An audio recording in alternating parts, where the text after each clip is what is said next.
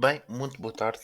Eu vou aqui rapidamente hoje abordar aqui a questão do TikTok e do processo que irá ser alvo por parte de uma empresa, de uma associação de defesa de consumidores que atua no espaço português e europeu. Eu irei ler isto brevemente e depois irei fazer um rápido comentário.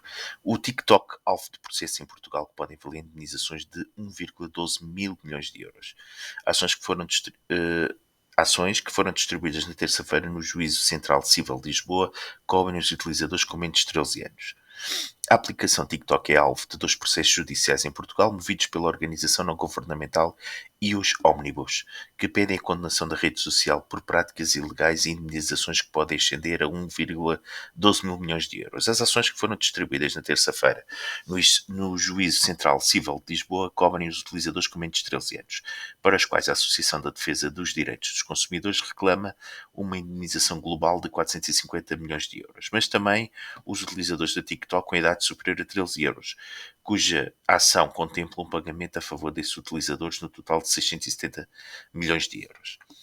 Em causa, na ação destinada aos menores de 13 anos está a demonstração de que a plataforma, propriedade do grupo chinês ByteDance, não aplica os mecanismos necessários para impedir o registro e a utilização por parte das crianças sem autorização dos pais ou representantes legais. Na ação que visa os utilizadores com menos de 13 anos são enfocadas práticas comerciais enganosas e políticas de privacidade opacas, sublinhando que Portugal é o segundo país europeu, após os Países Baixos, em que são interpostas ações nos tribunais contra a TikTok por supostas práticas ilegais e abusivas. E os Omnibus, que estimam um total de 3,5 milhões de utilizadores no país. Enfatizam os riscos na salvaguarda de dados pessoais e, sobretudo, na proteção de crianças e jovens que têm um peso significativo no universo de utilizadores. O objetivo das duas ações agora intentadas é impedir a plataforma de persistir nas inúmeras práticas ilegais através das quais a TikTok desrespeita a privacidade e recolhe e explora dados pessoais e sensíveis dos seus utilizadores sem a devida autorização, em violação das suas obrigações legais. Acrescenta a organização liderada pela secretária-geral Daniela Adão, que irá representar esta quarta-feira em Lisboa as principais linhas da iniciativa. A TikTok está a ser objeto de restrições em diversos países: Estados Unidos, Austrália, Reino Unido, Canadá, Nova Zelândia e França, Países Baixos e nas instituições da União Europeia. Pronto. Aqui o que convém citar é aqui relativamente os objetivos. Rapidamente sobre a IUS Omnibus, é uma associação sem fins lucrativos de defesa do consumidor, constituída ao abrigo das leis de Portugal em 2020, nasceu com o objetivo de proteger e defender os interesses dos consumidores europeus de um modo transparente e célere, visando criar um novo paradigma de legalidade e de acesso à justiça para todos, e acabar com a impunidade civil de que as empresas têm beneficiado por toda a União Europeia quando violam em massa os direitos dos consumidores. Exato, e eu agora vou ler aqui praticamente aquilo que é na chamada capacidade de financiamento da IUS Omnibus. Aqui um modelo de financiamento totalmente diferente da, por exemplo, da DEC Proteste. Eu vou ler aqui rapidamente isto porque parece-me interessante. A IUS Omnibus perseguirá ações judiciais de grande e pequena dimensão, não no sentido da importância ou dimensão dos interesses representados, mas no sentido do investimento necessário para as prosseguir. As grandes ações judiciais são ações que exigem investimentos de várias centenas de milhares de euros, o que explica o motivo pelo qual até hoje nunca se tem verificado entre nós, não existindo consumidores ou associações de defesa de consumidores com capacidade financeira para suportar tais investimentos, nem fundos públicos disponíveis para o efeito. A IUS Omnibus supera esta lacuna, recorrendo a uma figura ainda pouco usada em Portugal, o financiamento contencioso.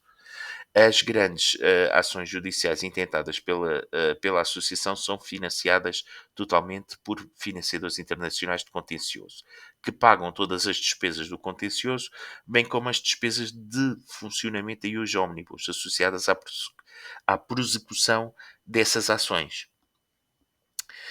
Estes financiadores aceitam integralmente o risco do sucesso das ações judiciais, o que significa que só investem nas ações que entendem que são sólidas e têm elevadas probabilidades de sucesso. Os financiadores só recuperarão e serão remunerados pelo seu investimento se a US Omnibus ganhar a ação e apenas se na medida em que tal seja autorizado pelo Tribunal. O Tribunal controlará a proporcionalidade daquela remuneração no caso concreto. todos os acordos de financiamento, incluem cláusulas de combate de branqueamento de capitais e financiamento do terrorismo e transparência quanto à proveniência dos fundos. Isto é que é o mais interessante, a proveniência dos fundos. Claramente estamos aqui perante uma associação que pretende secundarizar a DEC Proteste, mas aqui a necessidade de clarificação de quem são estes investidores internacionais, este fundo, estes financiadores do contencioso internacionais, quem eles são. Porque estas coisas muitas vezes podem ter interesses políticos. Eu recordo que estes países onde a TikTok tem sofrido algumas litigâncias e que proíbem a TikTok são chamados de países do mundo ocidental. União Europeia, Estados Unidos e alguns países com que a China também tem conflitos, como a Índia. Salvo erro, na Índia o TikTok também não é permitido. Portanto, aqui o que deve vigorar é a lei e a correta interpretação da lei. Eu não vou discutir isso, não tenho nem capacidade técnica, nem competência para tal, mas aquilo que eu deixo aqui apontado é a necessidade de transparência de quem são estes investidores, financiadores de contencioso. Isto é que é importante saber. Ou muito me engano, ou estão os mesmos de sempre do chamado ingleses, britânicos, enfim, a União Europeia, já sabe. Depois escondem-se por trás destas organizações que é para fingir que, para ver se passa um pouco à parte de processos onde o seu nome entra de forma direta. Portanto, eu aqui ressalvo a secundarização da DECO Proteste, ou pelo menos não sabe se irá avançar com algum processo nesse sentido ou não, não sabemos. Outra coisa que eu queria aqui referir é o facto, eu recordo aqui há uns tempos atrás, e por falar em pressões políticas, há aqui há uns tempos atrás os Estados Unidos, que foi conhecido por fazer pressões relativamente ao Huawei e ao 5G da Huawei, e muitas vezes até contra as suas próprias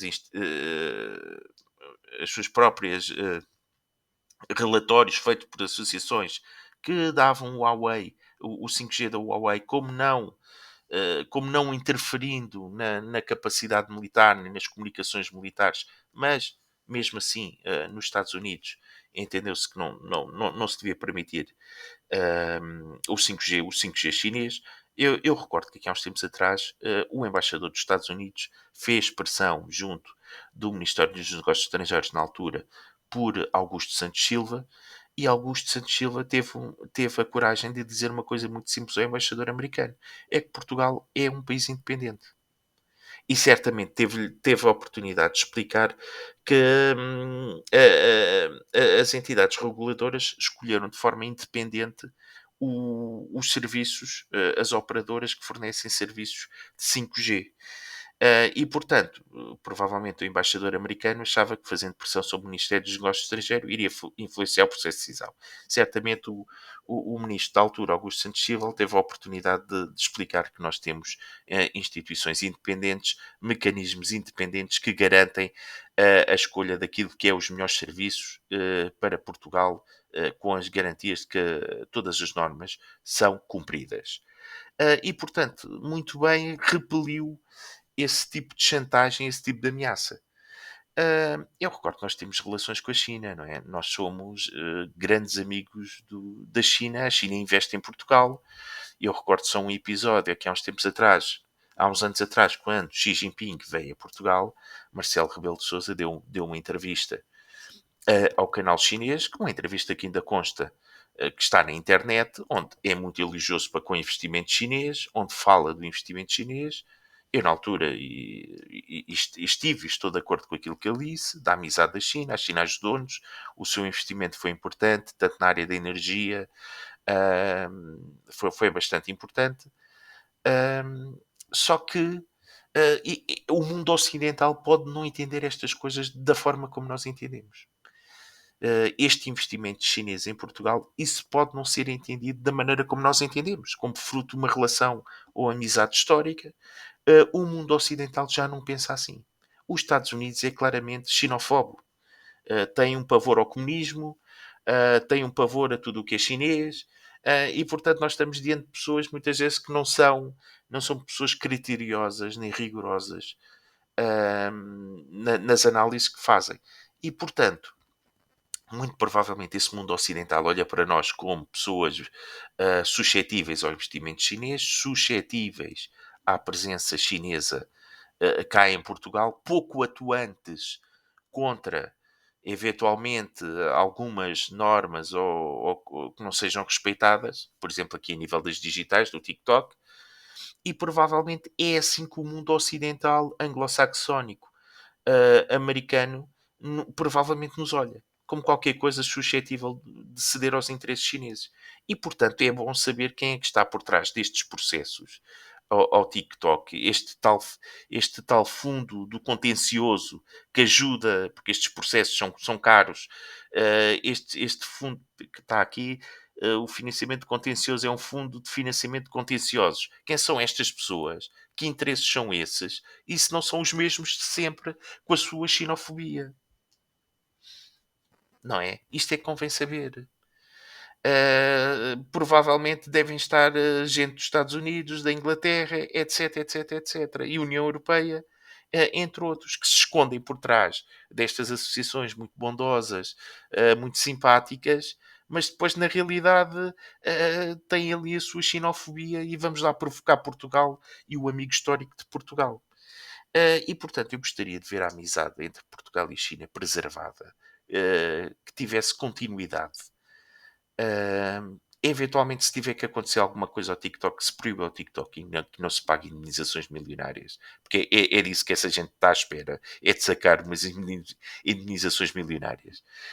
E, portanto, eu espero que isto seja criterioso, seja rigoroso, não se caia em excessos e que Portugal, apesar disso, continue a preservar e a fomentar a sua amizade com a China, porque bem precisa. Porque estas pessoas que lançam estes processos são, antes de mais, pessoas que, nas entrelinhas, com muita subtileza e com um forte enquadramento legal, são claramente pessoas que pretendem abalar a amizade entre Portugal e China. Eu disse, não tenho dúvidas, isto não está escrito, isto é feito com muita subtileza, com muita entrelinha, com muita subtileza, mas que deixem de ver que por trás desta e os ómnibus, os financiadores do contencioso, deste fundo contencioso, podem ser eventualmente a União Europeia, pessoas ligadas aos Estados Unidos, à Inglaterra, etc, etc. Os mesmos de sempre, os xenofobos. Sendo assim, muito obrigado pelo vosso tempo, a continuação de bom dia. Muito obrigado.